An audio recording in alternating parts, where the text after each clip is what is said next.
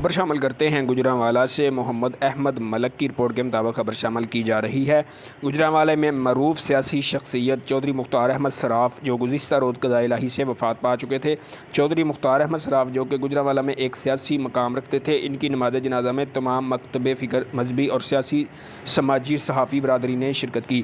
مرحوم مختار احمد صراف کے بیٹے عثمان مختار کا اہل علاقہ سے کہنا تھا کہ میرے والد محترم کے لیے خصوصی طور پر دعا کریں کیونکہ انہوں نے ہمیشہ لوگوں کی خدمت کی ہے۔ مرحوم مختار احمد صراف کے جنازے میں اہل علاقہ سے بہت زیادہ تعداد میں لوگوں نے شرکت کی اور لوگوں کا کہنا تھا کہ انہوں نے ہمارے لیے علاقے کا بہت زیادہ خیال رکھا، غریب اور نادار لوگوں کے سر پر شفقت کا ہاتھ رکھا۔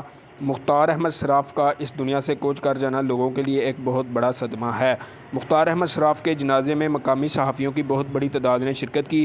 نیوز 4 کے وابڈا ٹاؤن کے بیورو چیف ملک احمد آصف کا کہنا تھا کہ مختار احمد صراف کا صحافی برادری کے ساتھ بہت گہرا رشتہ تھا، اس لیے صحافی برادری ایک مخلص اور ایماندار شخصیت سے محروم ہو گئی ہے۔